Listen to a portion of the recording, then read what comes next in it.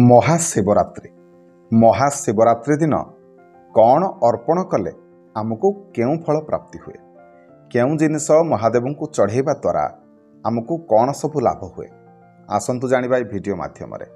नमस्कार, मु मनोज दास, स्वागत आपण मानकु आजिकार ए वीडियो रे। महाशिवरात्रि जागर एक एमिति पर्व जो पर्व आसिले समस्त शैव भक्त माने बहुत खुशी हुंती, बहुत आनंदित हुंती। कहीं ना महादेव को प्रसन्न करिवार ए होची गोटे पवित्र दिन। ए दिन जदि निष्ठा भक्ति रे आपण माने महादेव पूजा करती, तांकर विशेष भाव रे पूजा करती, तेबे निहाती भाव रे भोला बाबा आमर मनस्कामना पूर्ण करती। तेबे शिवरात्रि दिन आपण माने जतबेले मंदिर दर्शन करिवा पई जिबे, निहाती भाव रे साथरे बहुत किछि जिंस आपण माने नै कि जिबे। बेलपत्र नेबे, फूल नेबे, नड़िया कदली, क्षीर गुड़ महू ए सबू प्राय बहुत किछि जिंस भी आपण माने नै कि जाउथबे। तबे जानिबा दरकार आपणकर जे शिवरात्रि दिन आपण माने केउ वस्तु अर्पण करिबा द्वारा आपणकु कोन लाभ हुए, जानिबा पई भिडियोटी को शेष पर्यंत देखंतु। प्रथमरे जानिबा महाशिवरात्रि दिन जदि आपण माने महादेवंक पाखरे अक्षत अर्पण करंती, महादेव को जदि अरुआ चाउल अर्पण करेंगे ताहले आपन को कौन प्राप्ति हेब। जदि आपण मानकर आर्थिक पक्ष सबुबेले कमजोर रहुची, धन समस्या सबुबेले देखा जाउची, ताहले आपण माने शिवरात्रि दिन महादेव को अक्षत अर्पण करंतु। अक्षत अर्पण कले कौन हुए ना हमको धन प्राप्ति हुए। सत मनरे भक्तिभाव रखी महादेव को अक्षत चढ़ातु, निहाती भाव आपणकर मंगल हब। जदि आपण माने ग्रह दशारे घांटी होथांती, जदि आपणकर ग्रह पीड़ा थाए, ताहले कौन करिवे।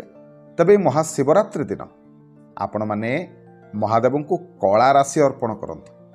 कला राशि अर्पण कले आपणकर समस्त ग्रह दशारु आपण को मुक्ति मिली थाए। धरि नियंतु आपणक जातकरे शनि दशा चलीछि, राहु दशा चलीछि, केतुंकर अंतर्दशा हो बा केतुंक दशा चलीछि, जे कौनसी ग्रह पीड़ा बा जे कौनसी ग्रह आपणकर अशुभ फल रे थांतु ना कहीं, जदि आपण माने महाशिवरात्रि दिन कला राशि किछि अर्पण करंती महादेव को, ताले निश्चिंत भाव रे ग्रह दशारु मुक्ति मिली थाए।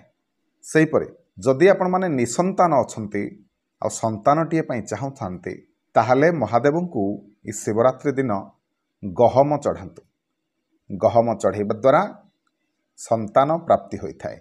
सेहीपरि जदि आपण माने अर्पण करंती, आपण मानकर समस्त दोषारु आपण को मुक्ति मिली थाए। सेहीपरि जतबेले शिव मंदिर जाउथबे, निहाती भाव रे आपण माने क्षीर टिके नेकी जाउथबे महादेवंक पई। आ जदि नेकी जाउ नाहंती ताले नेकी जांतु, काहेकि ना जदि क्षीर अर्पण करिवे महादेवंक पाखरे, ताहले आपणकर ग्रह दोषारु मध्य मुक्ति मिली थाए। सेहीपरि महादेवंक पाखरे जदि बेलपत्र आ टिके जल अर्पण करिवे, सेतिकरे आपणकर समस्त मनोकामना पूरण हब। सेहीपरि जदि शिवरात्रि दिन आपण माने महादेवंक पाखरे आखु रस अर्पण करंती, ताले सांसारिक सुख आपण को प्राप्ति होइथाय। आपणकर विवाह रे हो जदि कोनोसी समस्या देखा जाउछि, पारिवारिक हो, स्वामी स्त्री भितर किछि बुझामणार अभाव हो, कली झगड़ार शिकार होउछंती प्राय सबुबेले, जोटी चाकरी करछंती, जोटी कर्मक्षेत्र आपणकर सेठी मध्य किछि समस्या हो, से सबुरु मुक्ति पाइबा पई आपण माने शिवरात्रि दिन खास करके आखु रस अर्पण करंतु।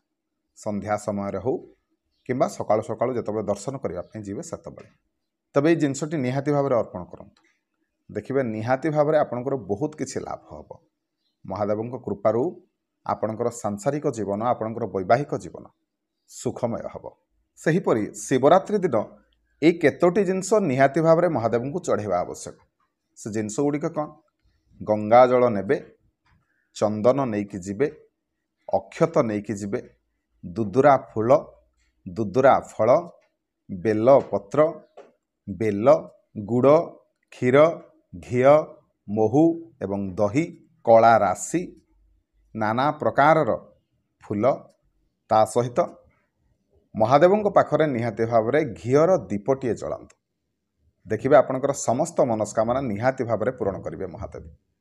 तबे शिवरात्रि दिन यही सब जिनस नहीं कि महादेव पाखक जातु आई सब जिनस निहाती भाव अर्पण करूँ महादेव आपणकर देखिए निहाती भाव डाक शुणवे आशा करुँच आजिकार भिडियोटी आपको निश्चय भल लगी जदि भिडियो भल लगी था भिडियो को लाइक करेंगे शेयर करेंगे चैनल को सब्सक्राइब करेंगे रही जय जगन्नाथ ओम नमः शिवाय।